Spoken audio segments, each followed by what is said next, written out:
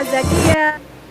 Bapak-bapak yang saya tidak bisa sebutkan namanya karena belum kenal, ya. Ibu-ibu pengurus dan jamaah Majelis Taklim Miftahul Jannah, Majelis Taklim Miftahul Jannah Masjid Al-Ikhlas Sijuk yang dirahmati oleh Allah Subhanahu wa Ta'ala. Tadi saya sudah sempat ngomong, Miftahul Jannah itu kuncinya surga. Jadi kalau mau masuk surga harus minta kunci sama Majelis Taklim Miftahul Jannah. Mudah-mudahan jamaah Majelis Taklim Miftahul Jannah Allah mudahkan masuk surga karena kuncinya sudah dipegang. Ibu-ibu yang datang dari jauh, pengurus dan jamaah Majelis Taklim Az-Zakiyah, jamaahnya banyak, tapi yang baru bisa datang sore ini 30 orang. Ya, insya Allah Pak Zulkifli nanti akan datang lagi. Ya, ini baru 30 orang insya Allah.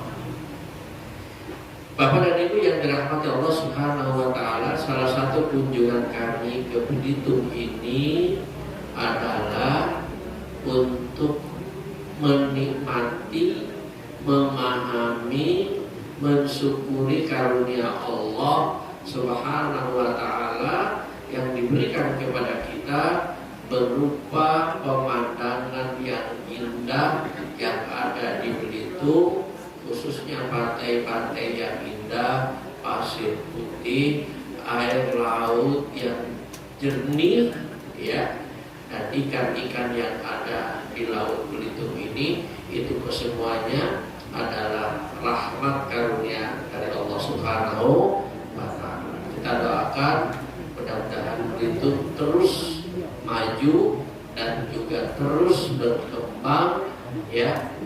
Dakwah Islam di kota ini mudah-mudahan terus sehingga penduduknya adalah orang-orang yang beriman, orang-orang yang Islam, orang-orang yang ihsan, mendapatkan ridho dari Allah Subhanahu.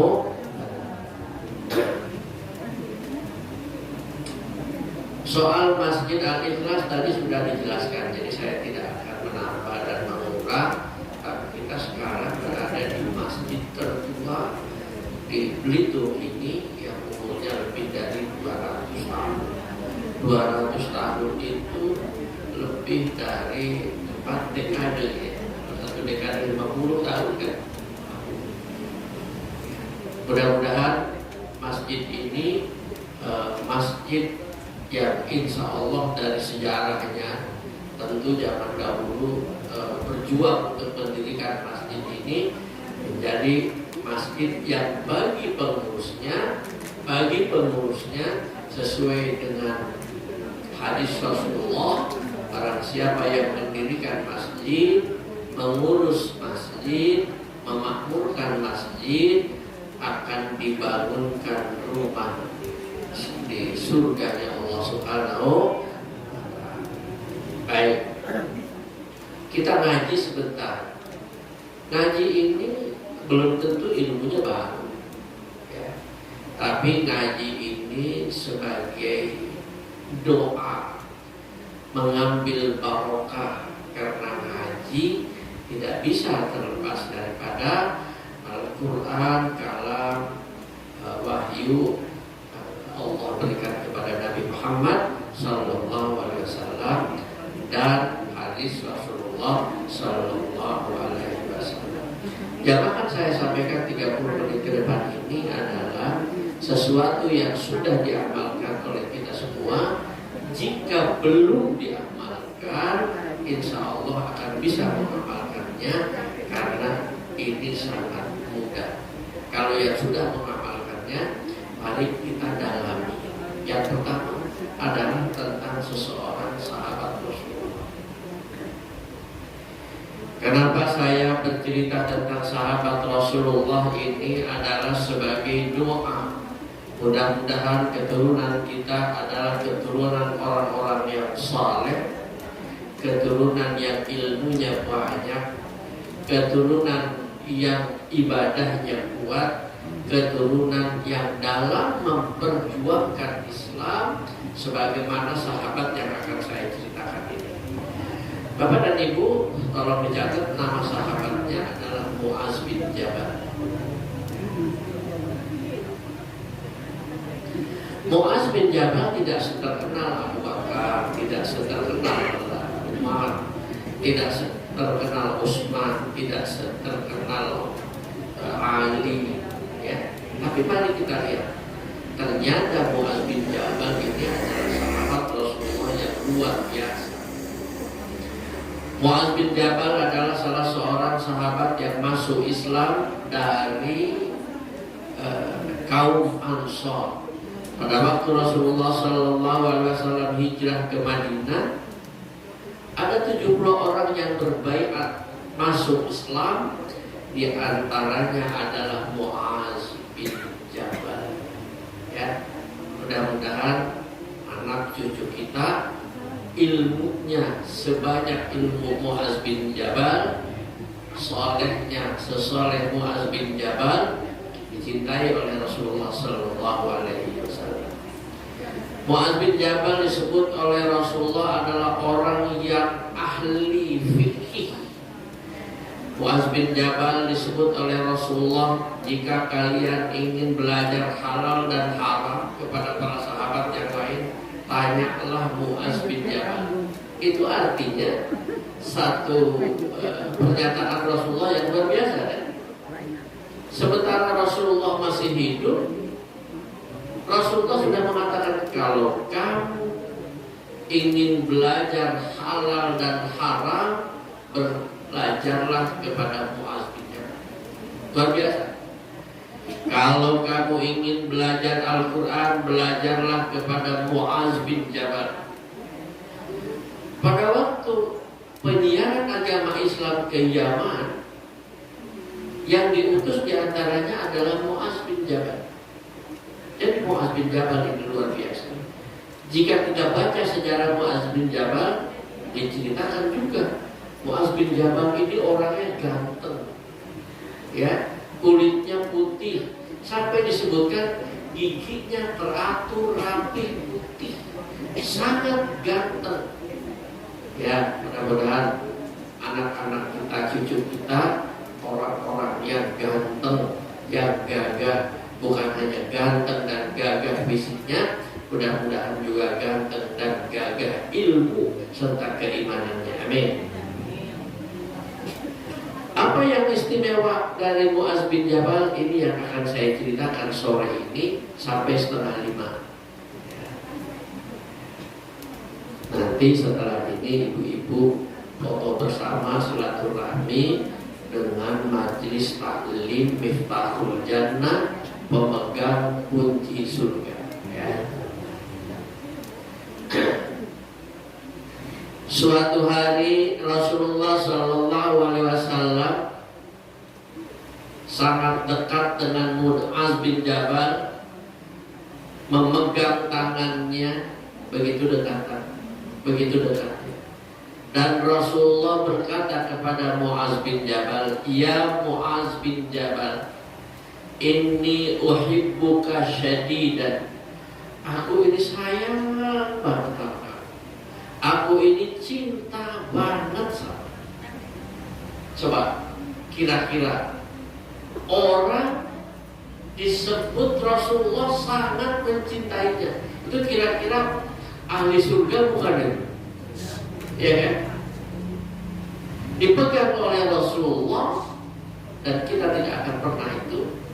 Dipuji oleh Rasulullah, disebut oleh Rasulullah, aku sangat mencintaimu ya Mu'az bin Jabal. Ya. Tentu Mu'az bin Jabal sangat terharu, kagum dipuji oleh Rasulullah. Kalau soal mencintai, kata Mu'az bin Jabal, saya lebih mencintaimu ya Rasulullah, karena engkau adalah Nabi dan Rasul. Sementara Mu'az bin Jabal, saya ini bukan apa-apa. Kata Rasulullah, saya mencintaimu ya Mu'adz bin Jabal. Senang sekali, senang ilmunya, senang kehebatannya, senang dakwahnya. Panjang ceritanya tentang Mu'adz bin Jabal. Ini saya sampaikan, mudah-mudahan keturunan kita, anak cucu kita adalah orang-orang yang hebat dan dicintai oleh Rasulullah seperti Mu'adz bin. Kata Rasulullah, karena aku mencintaimu ya Mu'adz bin Jabal, maka aku akan tinggalkan kenang-kenangan. Kenang-kenangan ini akan saya berikan, akan saya sampaikan kepada bapak dan ibu di Masjid Al-Ikhlas yang usianya sudah lebih dari 200 tahun. Insya Allah sebahagian ibu-ibu sudah mengamalkannya. Apa kenang-kenangannya? Kata Mu'adz bin Jabal kepada Rasulullah, ya Mu'adz bin Jabal, karena aku mencintaimu, aku berpesan kepadamu. Apa pesannya? Mu'adz bin Jabal, ini aku sampaikan sebagai tanda kenang-kenangan cintaku kepadamu. Apa kata Rasulullah? Jangan engkau tinggalkan doa ini setiap selesai sholat. Ibu-ibu pasti hafal kan? Kalau tidak hafal, nanti dihafalkan. Kalau saya sudah hafal dan mengamalkan, ini pemahamannya, karena doanya beda. Kemudian Mu'adz bin Jabal mendengarkan dengan seksama doa yang diajarkan oleh Rasulullah Sallallahu Alaihi Wasallam, yang doa ini ada dalam hadis yang sahih. Jangan engkau tinggalkan, begitu bahasanya. Jangan engkau tinggalkan.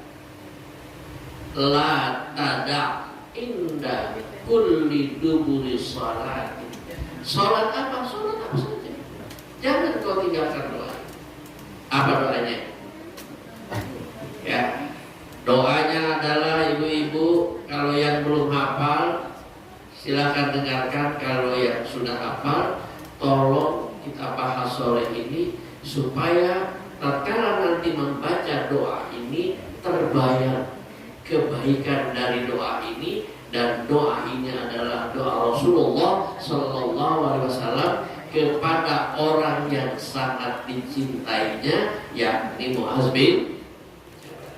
Apa doanya? Allahumma a'inni ala dzikrika wa syukrika wa husni ibad. Coba baca sama-sama ibu-ibu. Allahumma a'inni ala dzikrika wa syukrika wa husni ibad. Pesan Rasulullah, jangan engkau tinggalkan. Begitu. Jadi begitu. Adapun kita memiliki doa-doa yang lain, alhamdulillah. Minta doa ini, doa lulus ujian, doa punya menantu, ya kan, doa perdagangan yang luas, silakan. Tapi jangan tinggalkan doa. Sekali lagi ibu-ibu, ya. Ibu-ibu miftahul jannah sama ibu-ibu az-zakiyah. Allahumma a'inni ala dzikrika wa syukrika wa husni ibadatika. Ya, kalau yang belum hafal dan belum pernah dengar, catat. Doa ini diajarkan oleh Rasulullah kepada Mu'adz bin Jabal sebagai kenang-kenangan kepada orang yang dicintainya. Dan doa ini saya ajarkan di Masjid Al-Ikhlas yang umurnya sudah lebih dari 200 tahun. Coba kita lihat. Allahumma a'inni, ya Allah berikanlah pertolongan kepadaku, berikanlah kekuatan kepadaku, berikanlah kesempatan kepadaku ala zikrika, untuk selalu berzikir kepadamu ya Allah. Jadi yang pertama, Rasulullah mengajarkan kepada kita agar kita jangan lupa kepada Allah, agar kita jangan berhenti zikir kepada Allah, karena zikir kepada Allah itu sumber kebaikan, karena zikir kepada Allah itu adalah ibadah, karena zikir kepada Allah itu adalah kekuatan dari maksiat dan dosa, karena zikir kepada Allah adalah ketentraman hati, karena zikir kepada Allah adalah jalan kita menuju surga Allah Subhanahu. Ibu-ibu kalau salat kenapa? Kan karena ingat kepada Allah kan? Ingat kepada Allah itu adalah zikir. Orang-orang yang tidak sholat itu bukan tidak bisa sholat, tapi karena dia tidak sedang berzikir kepada Allah. Itu kan? Orang-orang yang melakukan maksiat dan dosa itu bukan tidak tahu bahwa itu maksiat dan dosa, tapi dia sedang kehilangan komitmen berzikir kepada Allah Subhanahu wa ta'ala. Dia sedang lupa kepada Allah. Yang diingat adalah hanyalah kenikmatan, kesenangan dunia sesaat, lupa kepada Allah. Gitu ya. Orang zikir kepada Allah itu yang pertama adalah rindu, kangen, sangat berharap ridho Allah Subhanahu. Bapak dan Ibu, kita masuk surga itu karena ridho Allah, bukan karena banyaknya pahala, bukan. Ya, karena ridho Allah. Allahumma inna nas'aluka ridhoka. Ridho, bukan? Allah mencegah kita masuk neraka itu karena ridho Allah. Tapi ridho Allah diberikan kepada orang-orang yang istiqomah, yang konsisten beribadah kepada Allah Subhanahu. Itu loh. Jadi masuk surga bukan karena banyaknya amal ibadah, tapi karena Allah ridho. Kita membahas sedikit. Salat itu isinya zikir. Aqimis salat dari zikri dalam Al-Quran. Kata Allah, salatlah kamu karena salat itu zikir kepadaku, ingat kepadaku.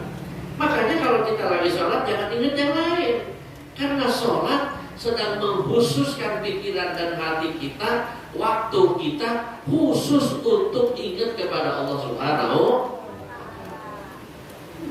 Kalau ditanya bagaimana kesempurnaan sholat, kesempurnaan sholat itu adalah sholat yang khusyuk. Dalam surat Al-Mu'minun ayat 1, qad aflahal mu'minun alladzina hum fi sholatihim khashi'un. Orang-orang yang beriman itu orang yang berbahagia, orang yang sukses, orang yang menang, yang sholatnya khusyuk. Orang yang sholat khusyuk itu orang yang pikirannya fokus hanya kepada Allah.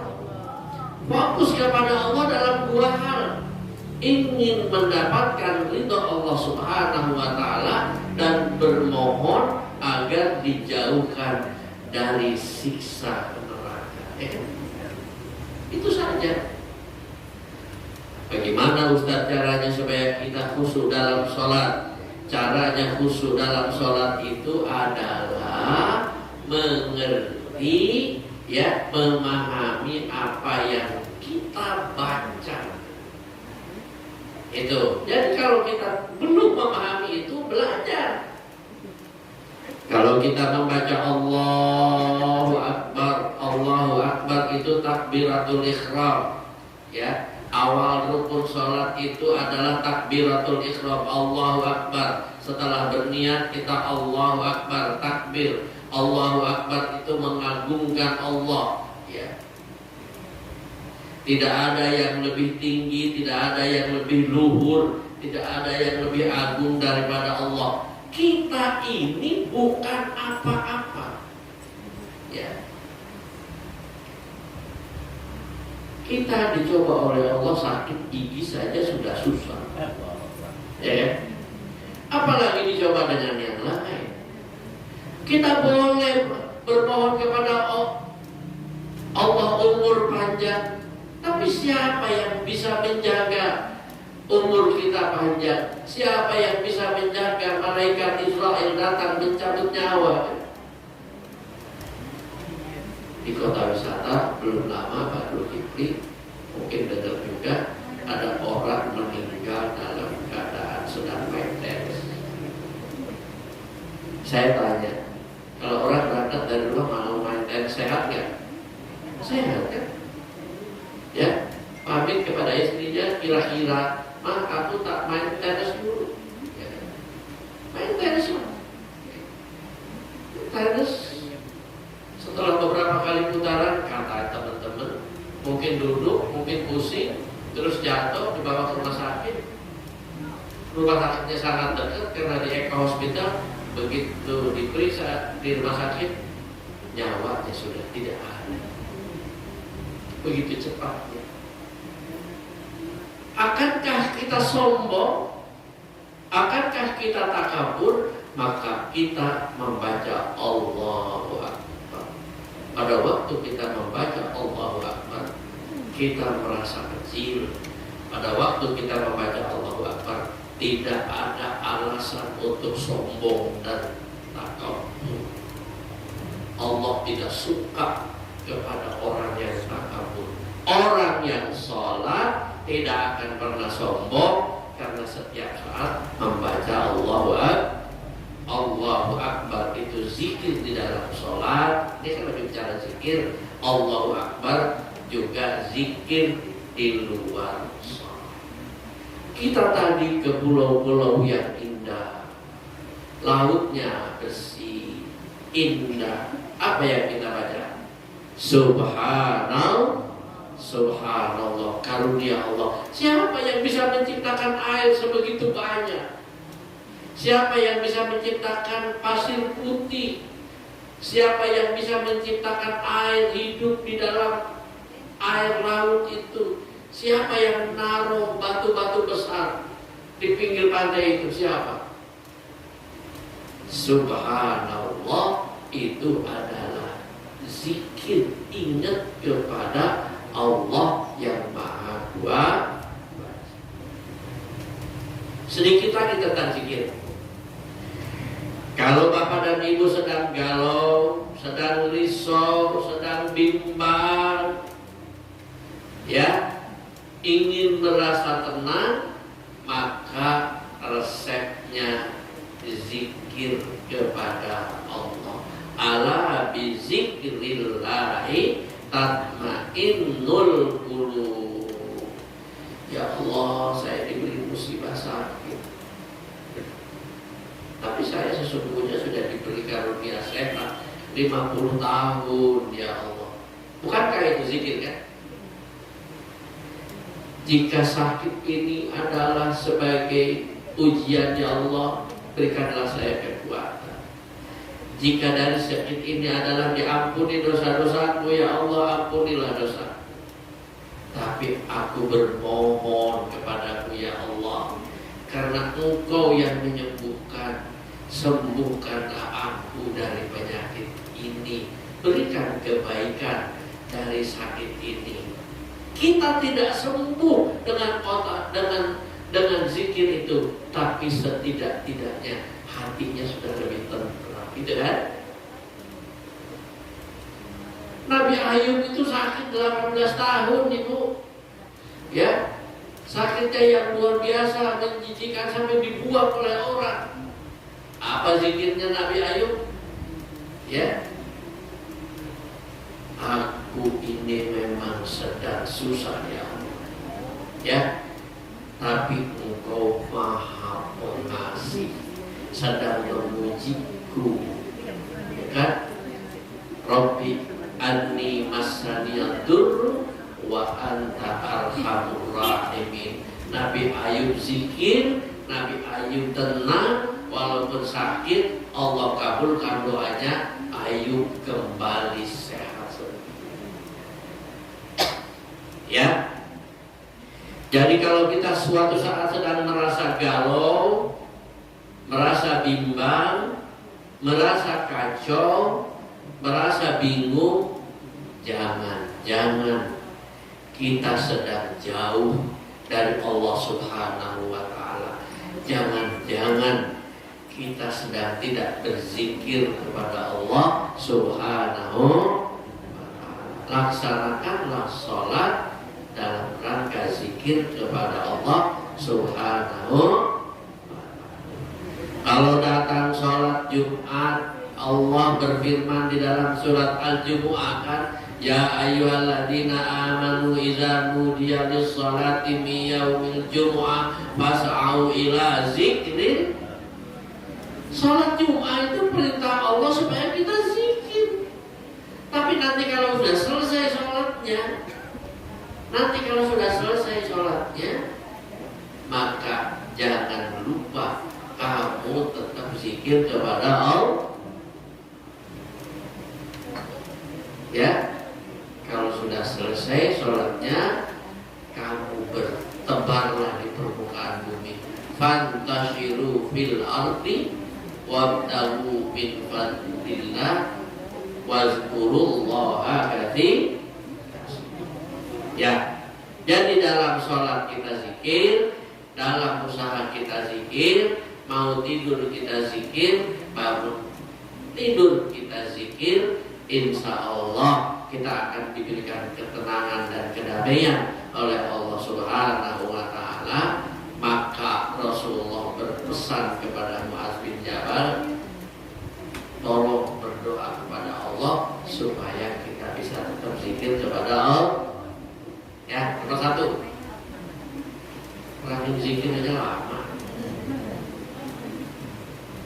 Yang kedua wasyukrika, dan syukur kepadamu. Jangan sampai kita tidak bersyukur kepada Allah setiap saat. Kalau kita ingin senang, kita ingin bahagia, kita ingin nikmat, yang pertama kata Ibnu Abbas. Kata Ibnu Abbas, bahagia itu yang pertama adalah qalbun syakirun, hatinya selalu bersyukur kepada Allah. Nikmat dulu apa syukur dulu? Syukur dulu, maka kemudian lahir rasa nikmat. Ya, syukur dulu. Alhamdulillah. Bapak dan Ibu, orang yang makan dengan bersyukur dengan orang yang makan tidak bersyukur, kenikmatannya pasti berbeda. Ya. Jadi kalau kita ingin hidup ini nikmat, senang, bahagia, kalau Allah membuat kita menjadi orang kaya, itu adalah kekuasaan Allah, itu adalah qadarullah. Tapi untuk membuat senang dan bahagia, Allah berikan kepada siapa saja. Yang pertama kata Ibnu Abbas, kalau kamu ingin senang, qalbun syakirun, hatinya selalu bersyukur kepada Allah Subhanahu. Sore ini kita bersyukur kepada Allah, alhamdulillahi rabbil alamin, diberi kesehatan, diberi kekuatan, diberi rizki oleh Allah Subhanahu wa Ta'ala, bisa datang ke Belitung, ya, menikmati pemandangan alam, dan hadir sore ini di masjid yang usianya sudah lebih dari 200 tahun. Alhamdulillah, nikmat. Nah, Ibu dan Bapak yang dirahmati Allah, nikmat itu setidak-tidaknya ada 3 unsur. Cepat saja. Ya, unsur yang pertama adalah pengakuan bahwa sesungguhnya yang kita rasakan, yang kita miliki, ya, pengakuan aku, ya, yang kita nikmati itu adalah karunia Allah.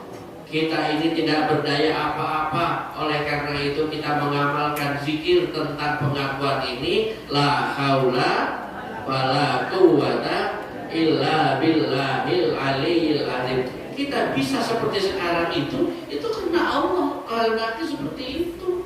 Kita nggak bisa berdaya apa-apa. Ya, jangankan membuat yang lain, kita membuat air saja tidak bisa. Yang ada adalah usaha manusia menyedot air dari tanah, mengambil air dari sungai, kemudian membersihkan, mempurifikasi, kemudian dikasih kemasan kayak gini kan, kemudian disalurkan. Itu yang bisa dilakukan. Kalau airnya tidak bisa, airnya tidak bisa. Bersyukurlah kepada Allah. Unsur yang kedua dari bersyukur itu adalah wa amma bi ni'mati rabbika fahadis. Dalam surat Ad-Duha ayat terakhir diucapkan apa ucapannya? Alhamdulillahi rabbil. Habis makan alhamdulillah, habis minum alhamdulillah, bangun tidur alhamdulillah, naik pesawat di atas awan kita goyang-goyang, waduh pesawatnya goyang, ya kan? Kalau pesawat goyang-goyang ada rasa takut ya? Takut ya? Saya pernah ketemu dengan seorang pilot yang diperkenalkan dalam sebuah pengajian. Ustaz, ini pilot. Nah, saya bilang saya kebetulan ini Pak Pilot. Apa itu Ustaz? Saya mau tanya sama pilot ini. Pak, saya itu kalau naik pesawat kok merasa takut gitu. Apa jawaban si pilot itu? Jangankan bapak saya juga takut. Waduh, pilot aja takut. Pilot aja takut. Begitu pesawat mendarat, selamat datang di bandara apa namanya ini, ya kan? Apa yang kita ucapkan? Alhamdulillah, gitu ya. Selesai makan, alhamdulillah. Ya, mudah-mudahan dengan kita mengucapkan alhamdulillah sebagai pernyataan bersyukur kepada Allah, janji Allah la in syakartum la azidannakum. Mudah-mudahan rizki, ilmu ditambah oleh Allah Subhanahu. Syukur yang ketiga unsurnya adalah menggunakan karunia Allah untuk ibadah, sehat untuk ibadah, ilmu untuk ibadah, harta untuk ibadah, waktu untuk ibadah. Kalau kita sudah meninggal, maka kita tidak bisa lagi untuk ibadah. Nah, dari doa yang terakhir, wa husni ibadatika, dan ibadah dengan sebaik-baiknya. Saya mengatakan ibadah sebaik-baiknya itu Bapak dan Ibu, kalau kalimat yang sangat kerennya, kita berbuat tentang sesuatu tapi kita berprestasi, gitu kan? Itu kan terbaik kan? Ya, berprestasi jadi guru berprestasi, jadi dokter berprestasi, jadi pengusaha berprestasi. Belum tentu kuantitasnya, tapi mungkin kualitasnya. Mudah-mudahan amal ibadah kita ini amal ibadah yang terbaik, mendapatkan ridho dari Allah Subhanahu wa Ta'ala, dan bermanfaat bagi orang lain. Karena kata Rasulullah, orang yang baik itu, orang yang hebat itu adalah anfa'uhum linnas, ya, yang bermanfaat. Jadi kita doakan ya Pak Usman Ali, Pak Zulkifli dan yang lain-lain dalam mengurus masjid ini, mengurus masyarakat, berdakwah. Sesungguhnya kita sudah berikhtiar menjadi orang yang bermanfaat bagi orang lain.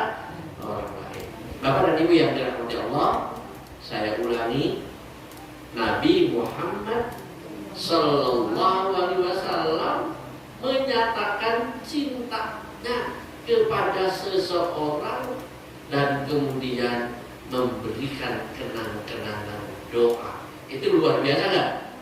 Luar biasa. Dicintai oleh Rasulullah. Agar kita dicintai oleh Rasulullah Sallallahu Alaihi Wasallam, amalkan doa ini, pahami artinya, dan kita terapkan dalam kehidupan sehari-hari.